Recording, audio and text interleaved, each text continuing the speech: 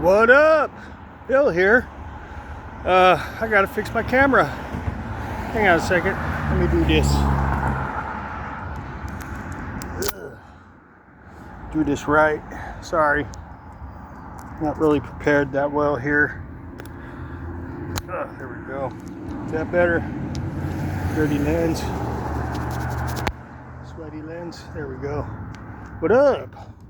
How's it going? Good? Good. All right. Well, I'm here at Miles Square Park. Happy Thursday, everybody. It's my Saturday. That was a quick week, huh? Man, it seems like I just did one of these, just like yesterday almost. There we go. So it's a nice, beautiful, sunny day here, Fountain Valley, Orange County, California. Today's like June 20th, something like that. I just finished a 4-mile run in like 48 minutes, so it was a little off my pace, but I did what the fuck? Look, something's on my arm. Ah! June bug or something. Get off me. So anyways, I forgot what I was talking about, man. That bug sidetracked me. So anyways, the run was good. It's a little lethargic, you know. Definitely think it's my sleep. I'm not sleeping good. Like I said in my other video, I think my sleep apnea is affecting my days. So I just don't feel rested when I wake up. I feel kind of puffy and lethargic when I wake up, and I shouldn't be feeling like that when I wake up, you know. So I'm pretty sure, I think what I'm gonna do is I'm gonna get like a sound recorder on my phone here, an app, and yeah, it's the never-ending belly. It's hard to get rid of. So I'm gonna get an app on my phone that records just audio. I'm gonna see what it sounds like when I'm sleeping, and I'm pretty sure I'm gonna be snoring and choking and stuff, and I'm pretty sure that's really affecting me, man, because there's no reason why I should feel lethargic right after waking up and tired, you know, pretty much throughout my day. You know, if you're not well rested, man, it's gonna affect your whole day, everything, your whole life. So you're gonna figure out if I'm getting good, or I'm pretty sure I'm not getting good sleep, man, because, you know, I caught myself snoring when I was waking up a few times, and I actually woke myself up. My snore actually woke me up because I was snoring so bad, and a few times choking, like stop breathing, will wake me up too, you know. So I'll be dreaming that I can't breathe, and then I'll wake up, you know. So I know that I was, you know, hurting for air, but, you know, that's just something I need to deal with. I think that's gonna help me really feel better, you know, overall. I swear, man, it's gonna kill me. I'm gonna literally die trying to get rid of this freaking belly, man.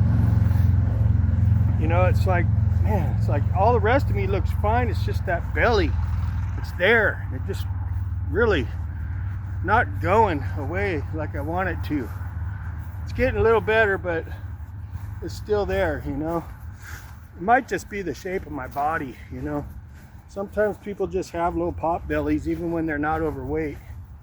I remember when I was a little kid, I kind of had a little pot belly, but I was lean, you know. So I think I just got that kind of a body. You ever seen the anorexic people? They're totally anorexic, but they still got like a belly, right? I'm kind of like that, I think, but I'm not anorexic. But you know what I'm saying? Some people just have a belly and they can never get rid of it. No matter how much they lean out or get in shape, they're always going to look like they have a little belly. I think that's me.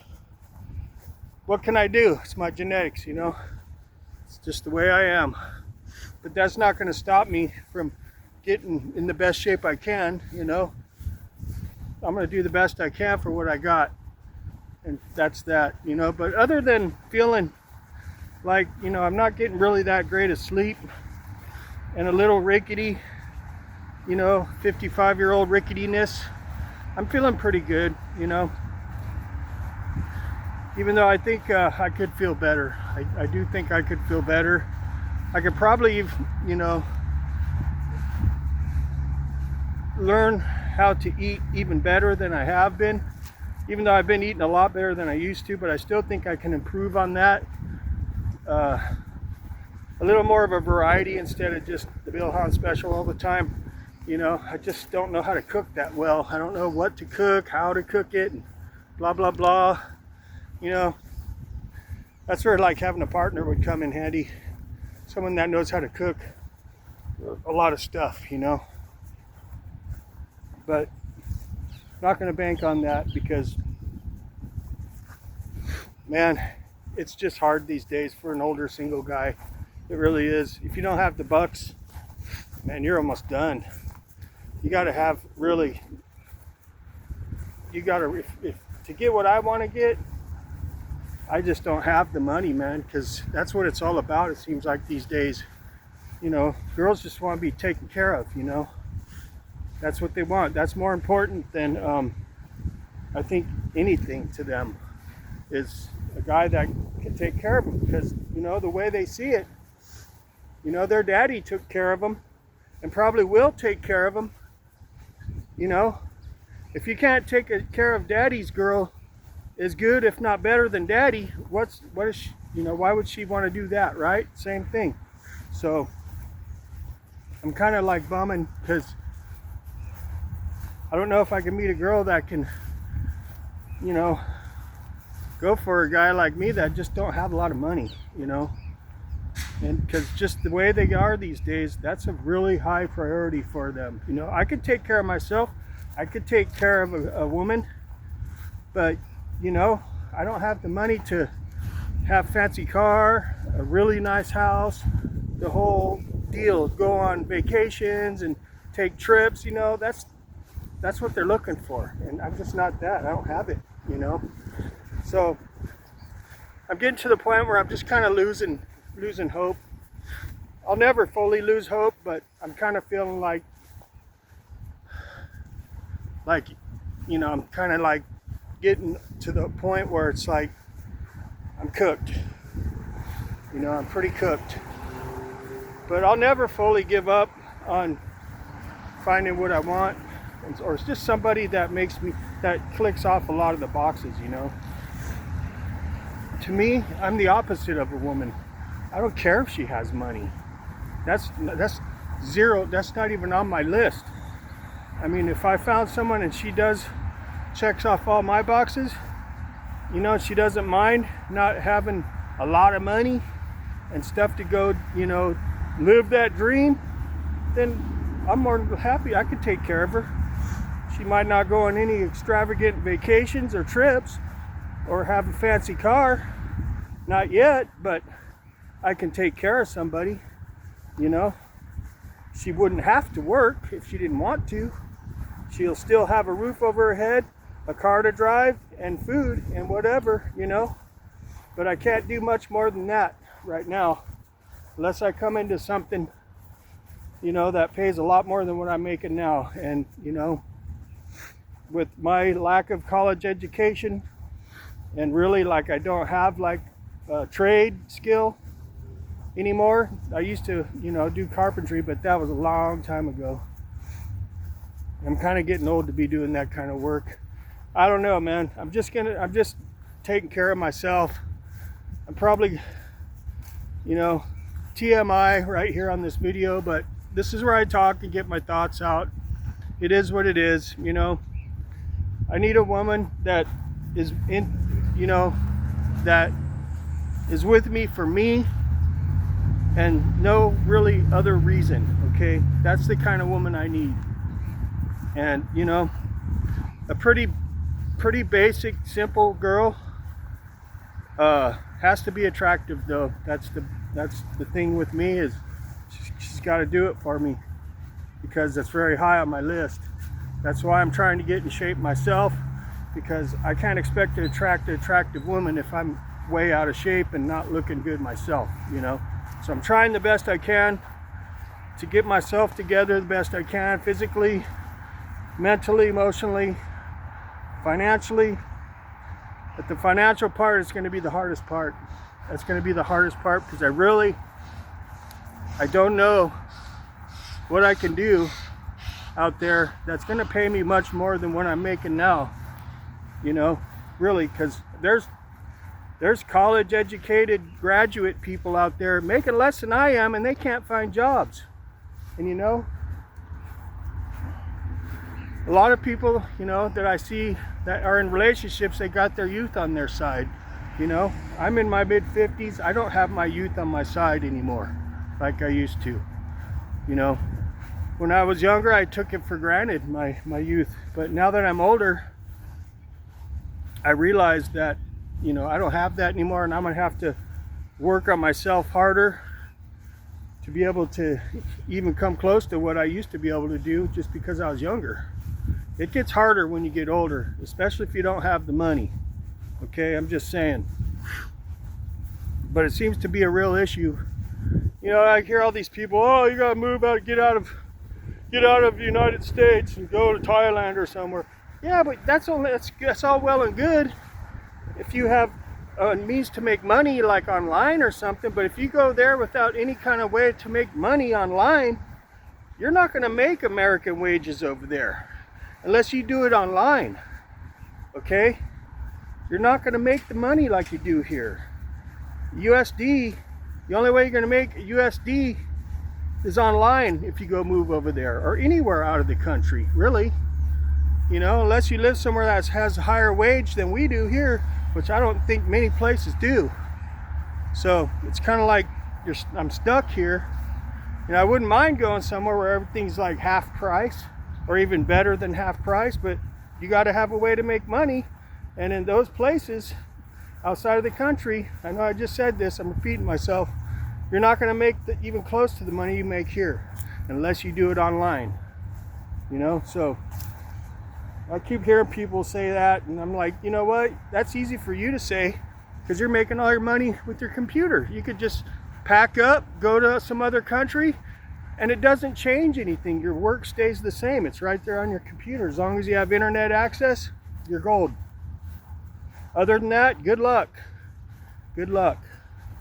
You know? So apparently, Iran is acting like idiots. You know, I don't know what the hell they think they're doing.